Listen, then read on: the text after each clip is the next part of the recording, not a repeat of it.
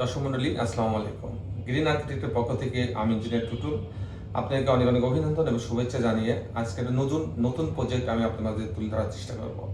এটা হচ্ছে একটা হসপিটাল, একটা 8 তলা হসপিটালের ডিজাইন আমি আপনাদের তুলে ধরার চেষ্টা করব। দর্শক আসুন আমরা এই বাড়ি এই হসপিটালের বিল্ডিংটার ডিজাইনটা আমরা উপভোগ করি। সম্রালি আপনারা হয়তো জানেন যে আমরা ইতিমধ্যে বাংলাদেশের বেশ কয়েকটা জেলাতে আমরা বেশ কিছু হসপিটালের বিল্ডিংয়ের ডিজাইন আমরা করছি। যেমন আমরা কিছু গ্রামগঞ্জেও কিন্তু আমরা হসপিটালের ডিজাইন করছি যেগুলো 3 তলা বিশিষ্ট হয়, এবং যেগুলো শহরে করছি সেগুলো 10 তলা, 12 তলা, 7 তলা এই ধরনের ডিজাইনের আমরা হসপিটালের ডিজাইনগুলো করছি। হসপিটালের ডিজাইনগুলো কিন্তু একটু ক্রিটিক্যাল। এই ডিজাইনগুলো যেসব আর্কিটেক্ট কখনো করে নাই তাদের পক্ষে কিন্তু এটা করা সম্ভব নয়, আর যারা এগুলো করে অভ্যস্ত তাদের জন্য এটা সহজ এবং সুন্দর একটা উপস্থাপনা দিতে পারবে।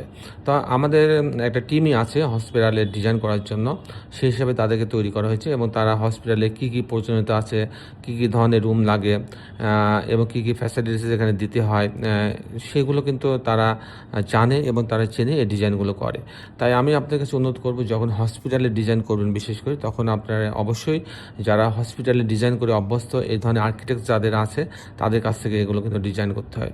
যেমন এখানে কিন্তু অক্সিজেন সিস্টেমের একটা ব্যবস্থা আছে, সুয়ারেজ সিস্টেমের একটা ব্যবস্থা আছে। এগুলো কিন্তু অনেক ক্রিটিক্যাল, এই ডিজাইনগুলো কিন্তু অনেক ক্রিটিক্যাল, এগুলো করা কিন্তু অনেক কঠিন। তাই এগুলো সমন্বয় করে যারা ডিজাইন করতে পারবে তাদের কাছ থেকে আপনার ডিজাইনটা করা উচিত। তো দর্শক মণ্ডলী, আমি এখন আপনাদেরকে আমাদের এই হসপিটাল প্রজেক্টটার আর্কিটেকচারাল ড্রয়িংটা দেখাবো, যে কী করে এখানে কী কী ফ্যাসিলিটিস রাখা হয়েছে, কী কী রুম রাখা হয়েছে, ওয়ার্ড রাখা হয়েছে কোথায়, ক্যাবিন রাখা হয়েছে কোথায়, অপারেশন রুম কোথায় রাখা হয়েছে, এগুলো আমি আপনাদের তুলে ধরার চেষ্টা করব। তো দর্শক মণ্ডলী, আসুন এখন আমরা এটা উপভোগ করি। মডেলি আর্কিটেকচারাল ড্রয়িংটা এরকম। এটা হচ্ছে বেসমেন্ট সহ 8 তলা। এটা হচ্ছে বেসমেন্টের ডিজাইন, সেমি বেসমেন্ট। এই অংশ দিয়ে এটা রোড আছে, এই রোডে এখানে এই রোডের অংশ দিয়ে র্যাম্প দিয়ে এই বেসমেন্টে ঢুকবে। বেসমেন্টটাতে আপনার এখানে সাব স্টেশন রাখা হয়েছে, এখানে বড় একটি স্টোর রাখা হয়েছে, এখানে কেয়ারটেকারের রুম রাখা আছে, দুটো লিফট রাখা আছে, এটা বড় লিফট, এটা একটা ছোট লিফট। আর সেন্ট্রাল অক্সিজেন রুম এখানে রাখা হয়েছে, এখানে স্টোর রাখা হয়েছে। আর এরপরে প্রত্যেকটা অংশতেই আলাদা আলাদা করে ডিজাইনগুলো করা হয়েছে। এটা হচ্ছে গ্রাউন্ড ফ্লোরের প্ল্যান। এখানে গ্রাউন্ড ফ্লোরে আপনি এখানে পার্কিংয়ের জন্য আলাদা একটা স্পেস রাখা হয়েছে, যেহেতু এই অংশ দিয়েও এখানেও রাস্তা আছে, এখানেও এন্ট্রেন্স করতে পারবে। তো এই অংশ দিয়ে আপনি ঢোকার পরে একটা ওয়েটিং স্পেস আছে, এখানে রিসিপশনের যে রুম রাখা হচ্ছে, এখানে আলাদা একটা লিফট রাখা আছে, ছোট লিফট।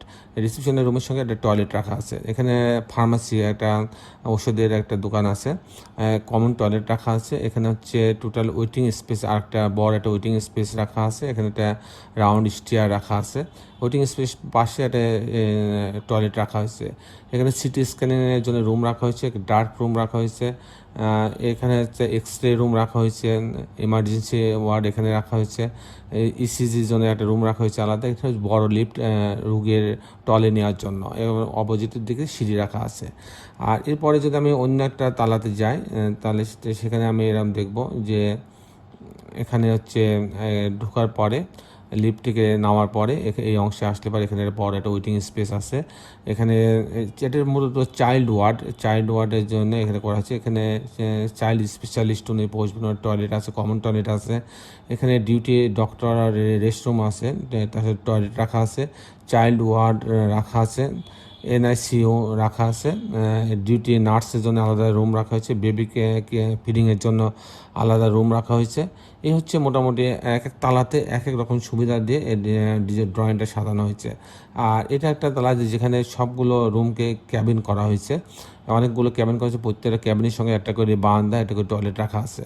তো আমি যদি অন্য আরেকটা দেখাই, এটা আরেকটা তালা। এই তালাতে আসার পরে এখানে ঢোকার পরে একটা বড় একটা ওয়েটিং স্পেস রাখা আছে, এখানে জেনারেল সার্জনের জন্য এখানে জায়গা রাখা হচ্ছে, টয়লেট একটা টয়লেট রাখা আছে, এখানে কার্ডিওলজিস্ট রাখা হয়েছে, ডক্টর রাখা হয়েছে, এখানে গাইনোলজিস্ট রুমের জন্য রাখা হয়েছে। এরকম প্রত্যেকটা যতগুলো প্রয়োজনীয় জায়গা দরকার প্রত্যেকটা স্পেস কিন্তু এই আটতলা হসপিটালের ভিতরে সন্নিবেশিত করা হয়েছে।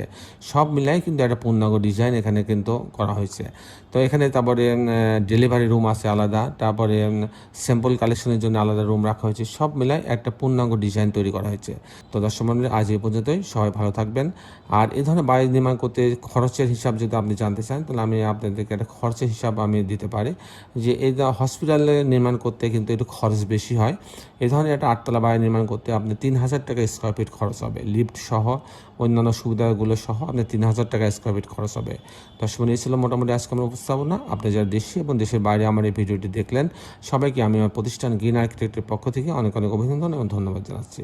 দর্শক শেষে বের এটি কথা, আসুন আমরা সবাই আমাদের সুন্দর পৃথিবীটাকে সুন্দর রাখার জন্যে অন্তপক্ষে একটি করে গাছ লাগাই। সবাই ভালো থাকবেন। আল্লাহ হাফেজ।